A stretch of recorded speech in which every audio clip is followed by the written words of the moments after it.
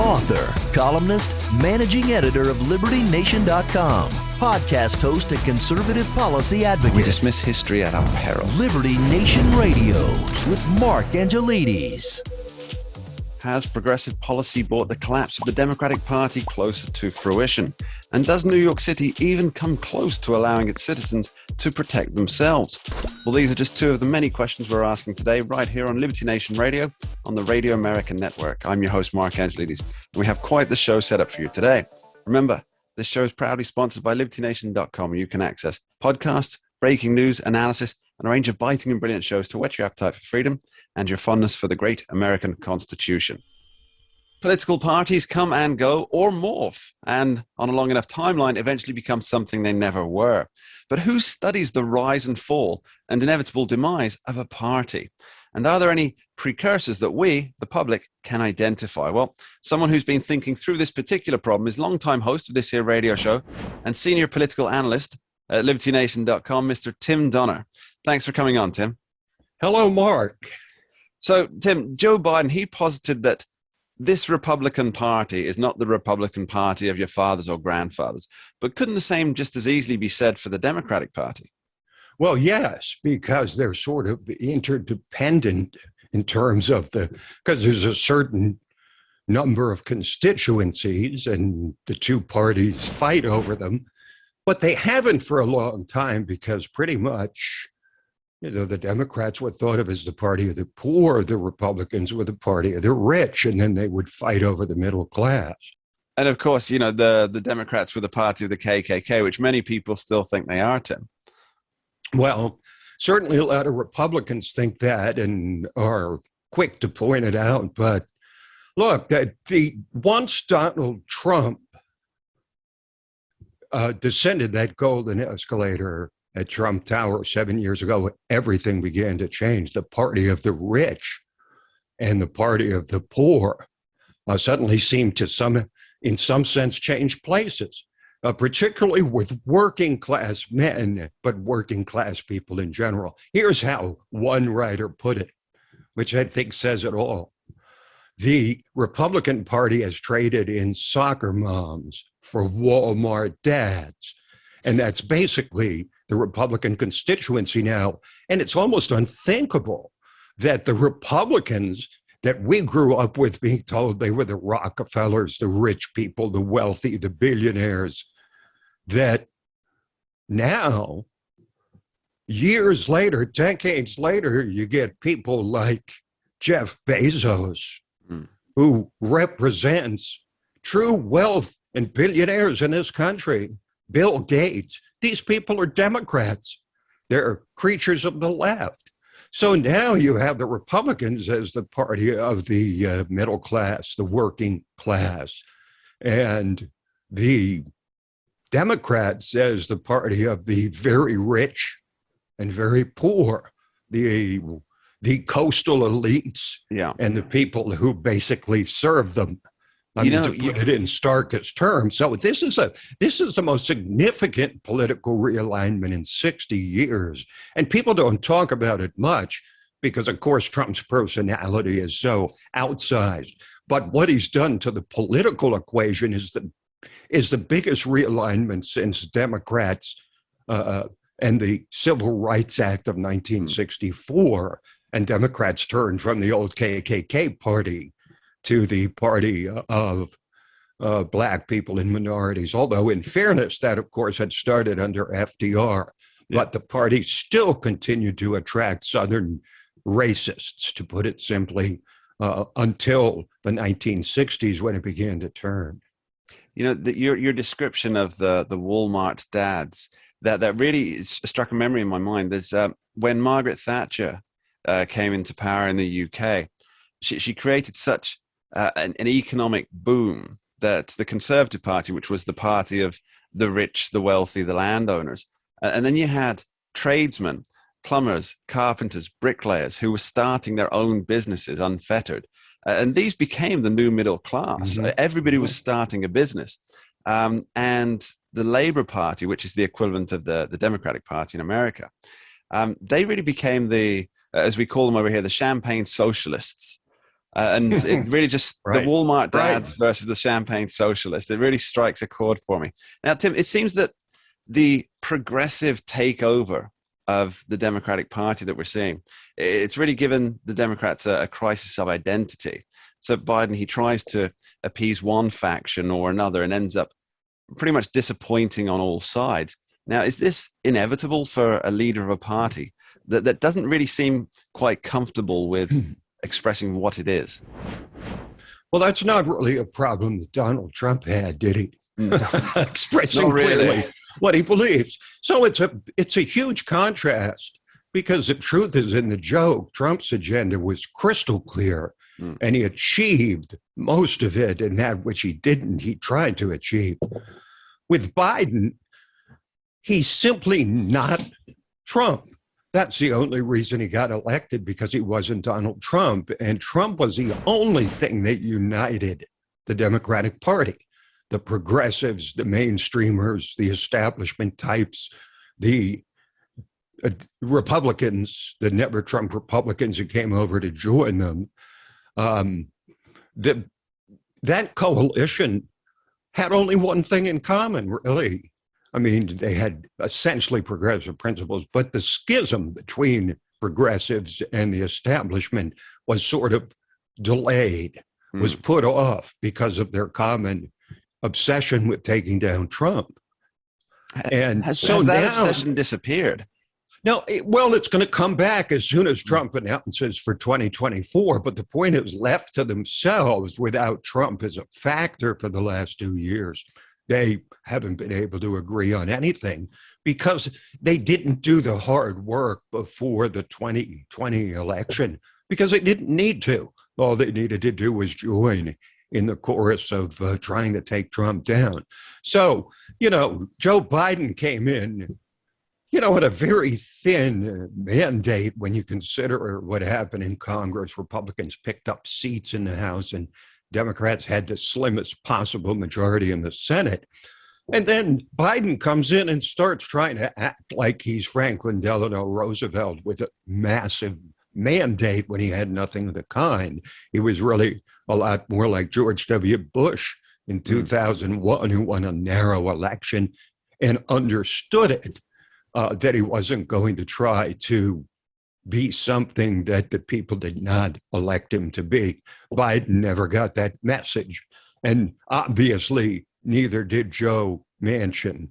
And I will add that Joe Manchin really should be the man of the year for 2021, and maybe 22 as well, because if it wasn't for him, we would have inflation perhaps double what it is now, trillions more in unsustainable social safety net spending. So he should be given a nod for his courage I think downright heroism.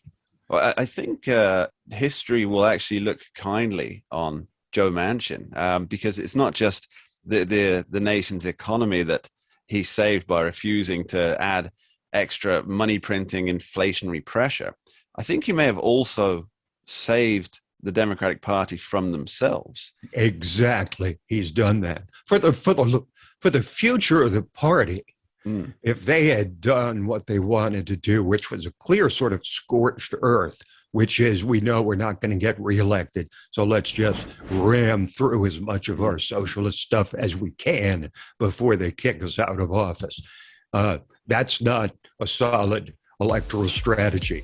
But it would be far worse if Joe Manchin had gone along to get along, and to some degree to, of course, also Kirsten Sinema. All right, we're talking here with Tim Donner on the role, function, and future of the Democratic Party. And we'll be back with Tim in just a short moment after this break. We dismiss history at our peril. Liberty Nation Radio with Mark Angelides.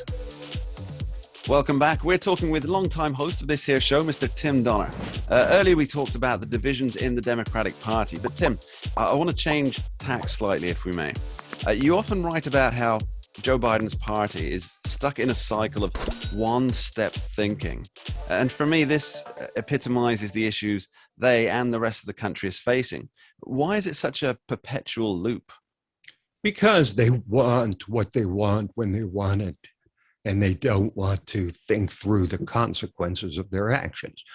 They don't like the fact that Roe v. Wade was overturned, but long before that, they were complaining about the Supreme Court, saying that Trump was packing the court when in fact he was simply taking the opportunities that were presented, which was extraordinary. 3 Supreme Court justices in 4 years. But the left's response is, we don't like the Supreme Court, let's just abolish it. Yeah. Or we might settle for packing it, literally packing it, with 4 or 5 more justices to assure a progressive majority. They just want to turn the Supreme Court into another political branch. But more than that, they probably just want to abolish it. Similarly, if a woman has an unwanted pregnancy, one-step thinking, will just kill the baby. Simple, takes care of the problem without thinking through all the consequences of it. You don't like guns, too many gun-related deaths, just outlaw as many guns as possible, period. See, this is the one-step thinking that has guided this party, which fancies itself as being intellectually superior to these Walmart Republicans who follow Donald Trump. And yet their thinking is the most shallow of any of the sort of political schools of thought. Yeah, it's almost like a snobbishness, isn't it? That they seem to think that not only do they have the intellectual game, they also think they have the moral high ground on things. Yes, but it's a virtue. Yeah. It's a one big exercise in virtue signaling. I mean, look at John Kerry. There's a perfect example. A guy who's the climate czar, a guy who lectures the country about green energy. And here we see that he's spent dozens of hours in the air in his private jet, putting what was the equivalent of the carbon footprint of John Kerry alone in his private jet as he jets around the world to climate change conferences and lectures us on how we need to stop using fossil fuels. You know, the hypocrisy factor is awfully high too, but it's mostly the one-step thinking that continues to dominate the Democratic Party. Yeah, this I guess it's a political myopia. It seems to me that it hints that the purpose of policy for the Democrats, and I mean to some extent the Republicans too, they have been guilty of knee-jerk reactions, but specifically for the Democrats, is not to create a positive change that's in line with their values as political thinkers, but rather to secure the next cycle of power. Why does this? I mean, am I on the wrong track, or am I missing why it's not? No, they're the voting public. What they're doing is they're pecking away at the foundations of the constitutional republic. They don't like a constitutional republic. They want, at worst, a social democracy, like the kind we see in Europe. So consequently, Mark, we see things like with inflation raging over 9%, the worst in 40 years. They're still talking about Build Back Better and more safety net programs, which we obviously can't afford. The proof is now there. But they continue to insist Build Back Better. Why? Not because it makes any semblance of fiscal sense, but because that's what they want. Because if they get a Build Back Better agenda, they start to pack away even further at the foundations of freedom, where the government is just regulating that much more, giving out that much more welfare to more dependent people, which they need to create in order for their philosophy to carry through election. Like people voting themselves money. That's the, that was the danger that Benjamin Franklin spoke about. When people realized they could vote themselves money, it would signal the end of the republic. Well, we've passed that point a long time ago. The question is, can we still sustain some semblance of fiscal sense with this philosophy overriding the government? I wonder how long it is before a politician gets up on stage and says, vote for me and I'll give you each 20 grand. Sure. Well, that's what Andrew Yang said, remember? Pretty much, yeah. Campaign. Although I thought his ideas made some sense in terms of understanding political reality and that you can't get rid of entitlement programs. Yep. Once they're in place, you can't get rid of them. So he said, give everybody 12 grand and then have them sign off on the other welfare programs, which would just sort of level the playing field. But that's what it's come to. Tim, I can't let you go without discussing a few predictions or indicators for the upcoming November congressional elections. So break out your tea leaves, your crystal ball, if you will. And what's your latest analysis? Let's talk the House first. How do you think that's going to go? Well, I think the House is the kind of election cycle where if the Republicans hadn't already won a number of toss-up seats in 2020, we'd be looking at a pickup of 50, 60, 70 seats, similar to 1994 and to 2010, Obama's first midterm. However, since they've already won a number of those seats, I think the more realistic pickup number would be in the range of 30 to 40. And that would land them about where they were when they took the majority in 2010. Essentially, it's not so much how many seats they win, but whether they control, which they will, and how big a margin. In terms of the Senate, that's a tougher call. Certainly, there's some candidates with shaky credentials, such as Herschel Walker in Georgia, Dr. Oz in Pennsylvania, that give a lot of Republicans pause. But I think because of the underlying political environment, which, by the way, now has Joe Biden at 31% approval in the latest Quinnipiac poll, the political climate is so poisonous for Democrats that I think the Republicans win the Senate, probably with 51 seats, not much more than that. Do you think that the gubernatorial races are going to have much of a lasting impact this season? Well, Republicans already control about 60% of the governor's seats, although that number, I think, was reduced a little bit in 2020. Again, I think the national climate will affect those races, but not quite as much, because, of course, there's statewide issues involved in gubernatorial races.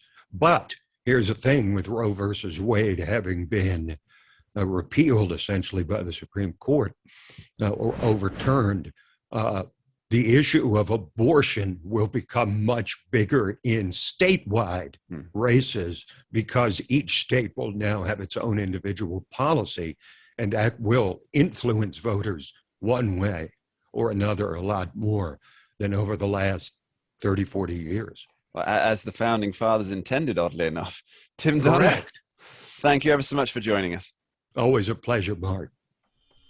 You're listening to Liberty Nation Radio, heard across the Radio America network from our flagship station in the nation's capital, WWRC in Washington, D.C. Remember, you can tune in for Liberty Nation on KFOM 1240 AM out of Park Hills, Missouri. Coming up later in the show, we ask why the Big Apple doesn't want New Yorkers to defend themselves. But up next, what's with the school exodus? Don't go anywhere. We dismiss history at our peril. Liberty Nation Radio with Mark Angelides. Students are fleeing public schools in New York City. In fact, an estimated 30,000 students are apparently preparing to pull out in favor of another option. What's driving this exodus? Is it fear of what is happening in these schools or hopes for a better education elsewhere? Well, someone who's been following this story very closely is Liberty Nation's columnist, Jeff Charles, who joins us here today. Thanks for being here, Jeff. Glad to be back. So, Jeff, tell me, is this running from something or running towards something?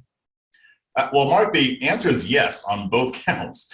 The situation with these public schools has gotten so bad that parents are pulling their kids out. I mean, a lot of it has to do with the weird far leftist ideology that they're injecting into the classroom regarding race, gender, and sexuality, a lot of it behind parents' backs.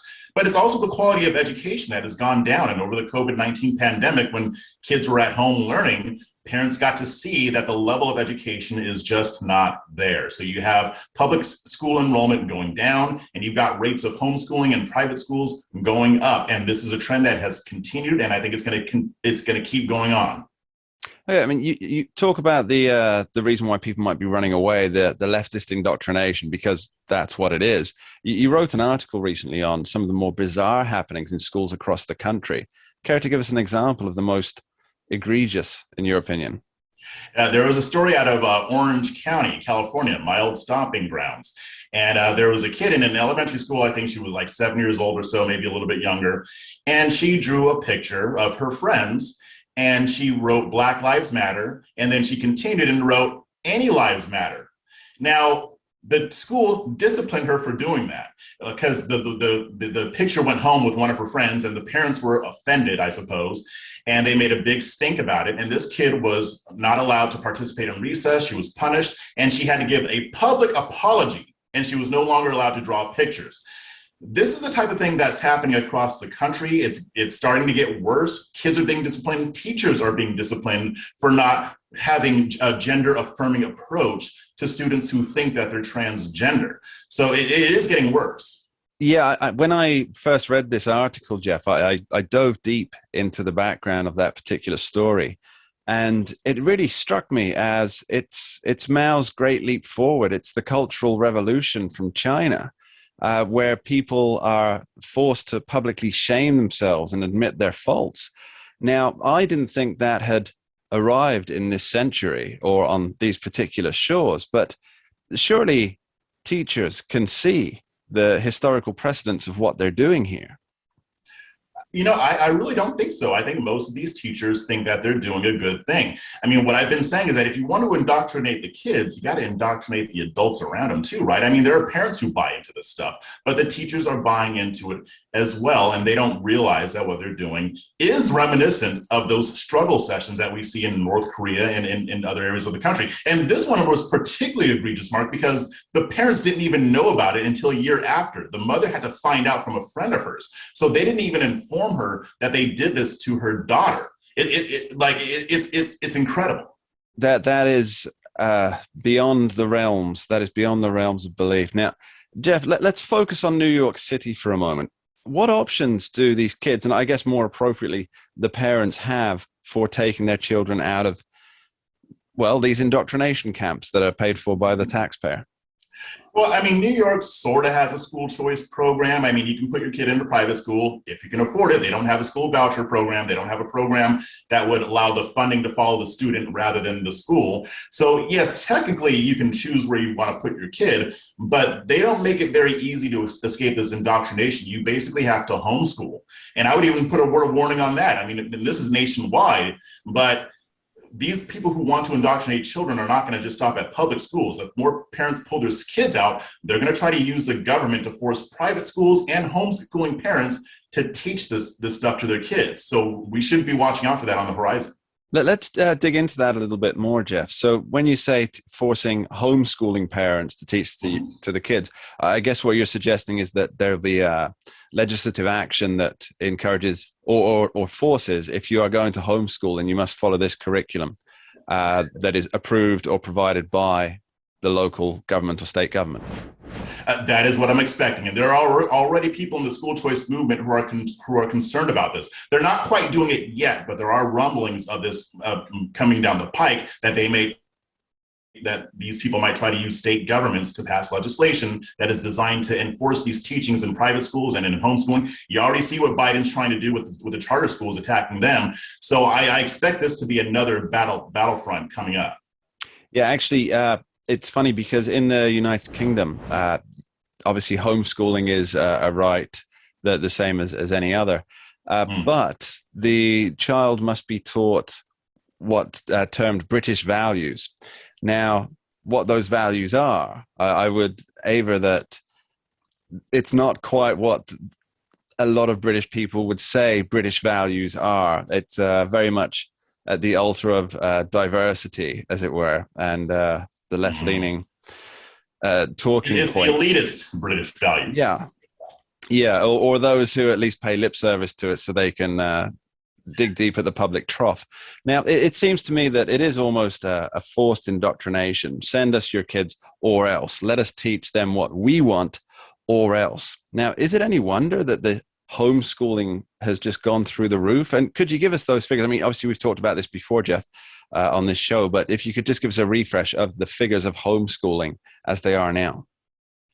Well, I mean, as far as homeschooling goes, I mean, I can't remember the exact numbers off the top of my head, but they have gone up drastically. I mean, especially among Black families, from 3% to 17% of families homeschooling. So these numbers are going up, and there is a movement going on right now. And the thing is, they see what's going on here. I mean, Terry McAuliffe wasn't just representing himself when he said that parents shouldn't have a say in their kids' education. He represented mainstream, progressive, far leftist thought, and people are seeing that and they're pushing back. So yeah, homeschooling is going to be on the rise. I mean, you've got even movies coming out promoting it. You've got other people out there. You've got organizations trying to encourage homeschooling. Yeah, it really seems like the way forward. I talk about school should be for educating on reading, writing, math, but values. Surely values should come from the home, right? Yeah, they definitely should. I mean, and when I'm talking to homeschooling activists or advocates, I mean, they're talking about the results. And the thing is, people before, they didn't think they could homeschool. They didn't think that they had the ability or the capability to homeschool their children. Now that myth is being debunked. And the bottom line, from what I was told, from what people are telling me, from what I'm saying, you know, if you're homeschooling your kid, the teacher in a public school isn't going to love your kid as much as you are. They're not going to know your kid as much as you do. So there are very clear benefits to homeschooling. And I think that when a lot of these myths get debunked, we're going to see even more. Yeah, I think that debunking that you're just talking about there, what that was parents actually during the COVID pandemic lockdowns, where parents found out that, well, hang on, I can teach my child. And so it was really putting the proof in the pudding, as we say on this side of the Atlantic. Now, let's talk about Mayor Eric Adams for a moment, who's obviously overseeing this exodus of students in his city.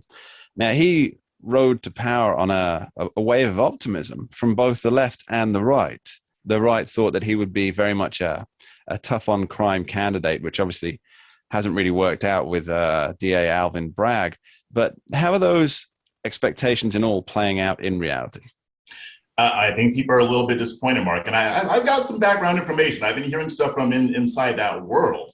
And people aren't as happy about him as they were when he was running. There is the perception that he's more concerned about the pageantry and getting out there and being a political celebrity and having fun more than actually doing his job. Now, he hasn't been in that position for too long, so he still has a chance to turn that around. But if he is going to be hard on crime, you're right. District Attorney Alvin Bragg is going to make that very hard for him.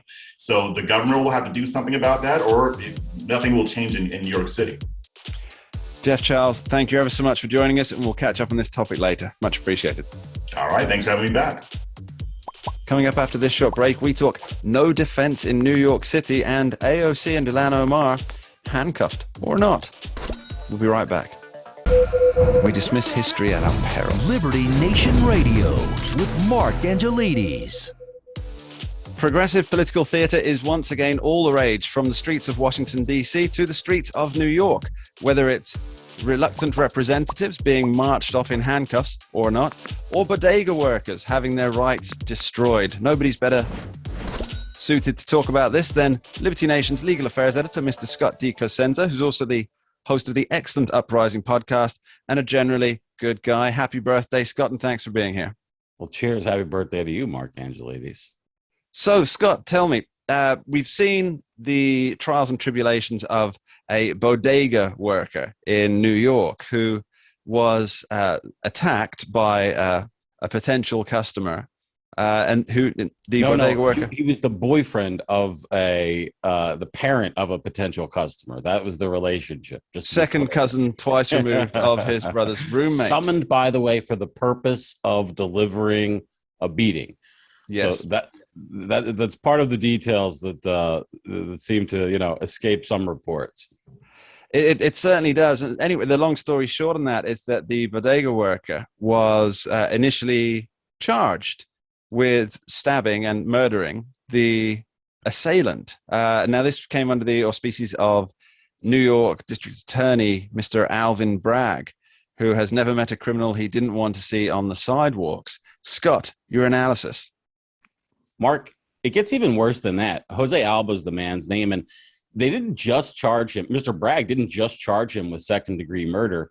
He also wanted him to have to spend the entirety of his time between his arrest and what would be an eventual trial, or maybe in his mind a plea bargain, in Rikers Island, which is a horrible place to spend for any person, but especially for somebody who is maybe not elderly, but older. He's in his 60s. And also, he's not a criminal. He's not like a life of crime type person who is familiar with being incarcerated or these types of institutions.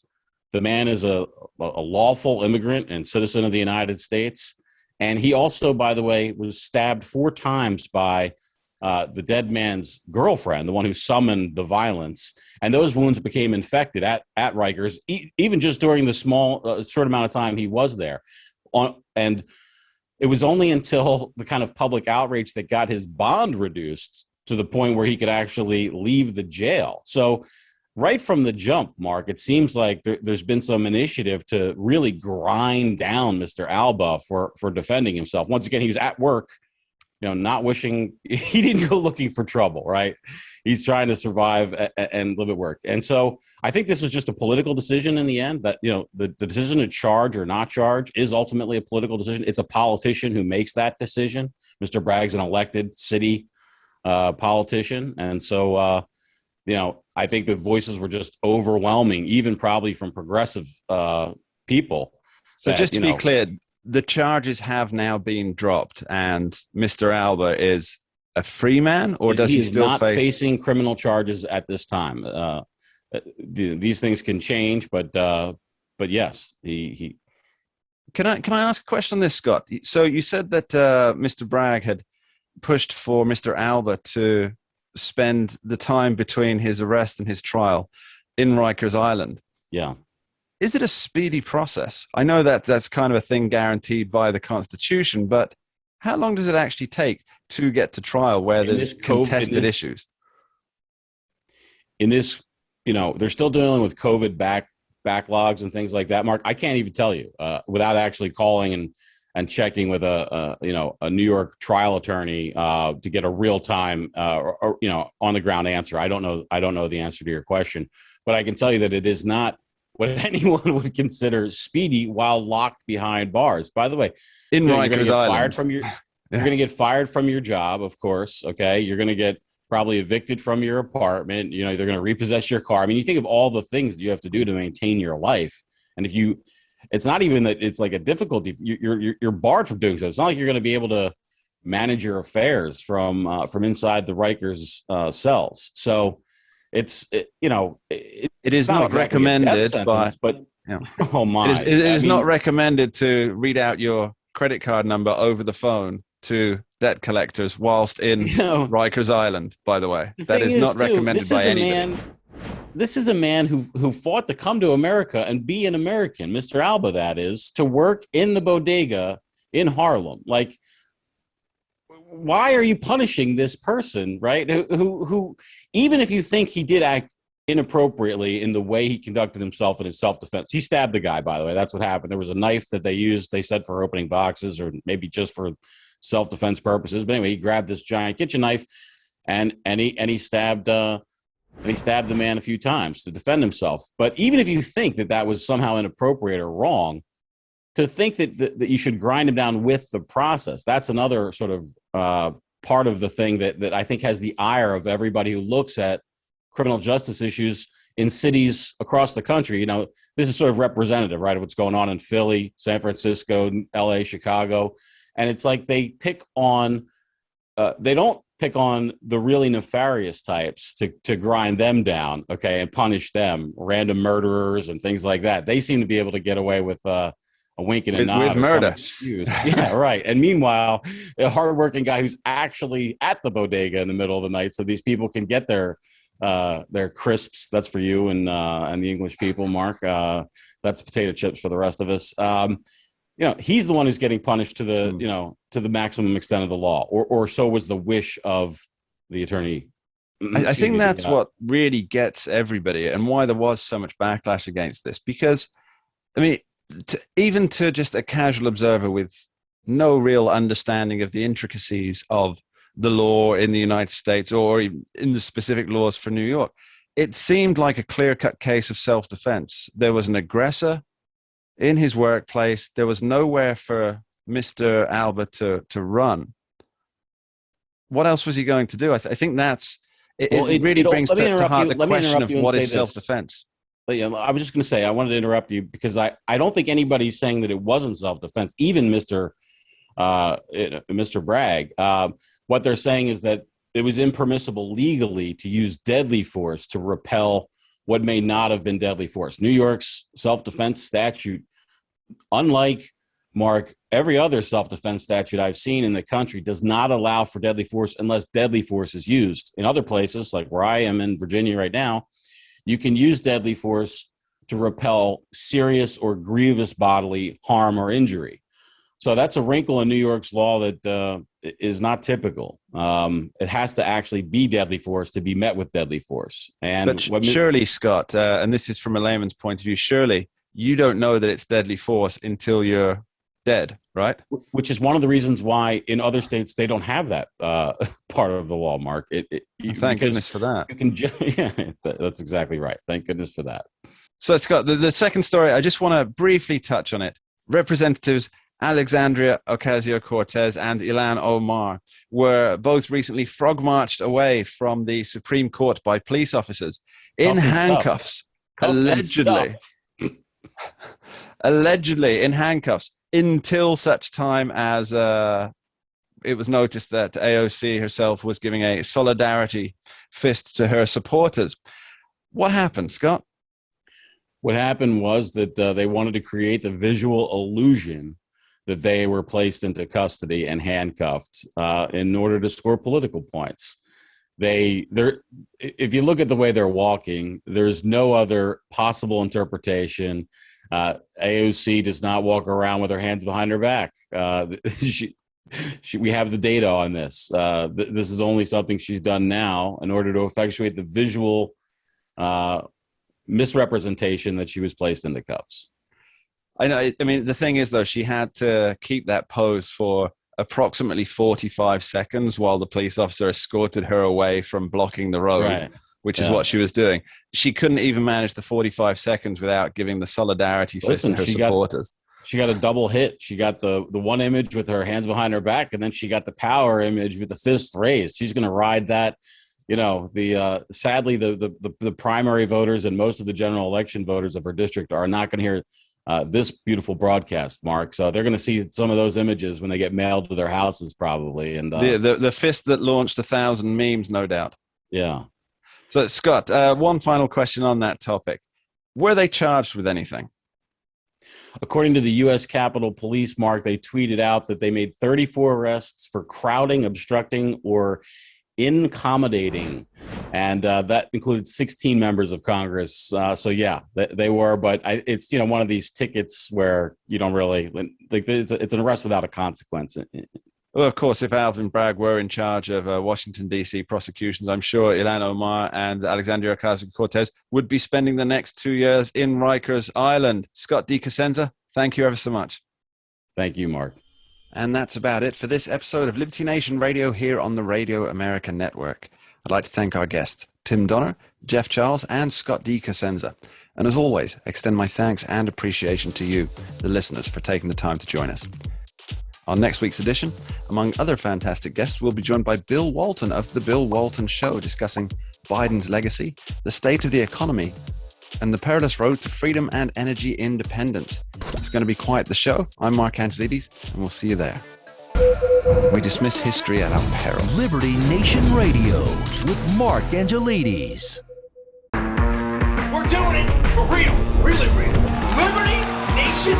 And Jeff Charles, contributor for LibertyNation.com. I think we're starting to make an impact. Liberty style, fighting for freedom. The tracking poll sponsored by Liberty Nation for Thursday. Mentioned by Dan Bongino, Rasmussen, Jordan Peterson, and others. I can do it again if you want me to. Cited in Mark Levin's American Marxism. I think we're starting to make a really big impact. Getting noticed. We're doing it. Rock on. I'm gone.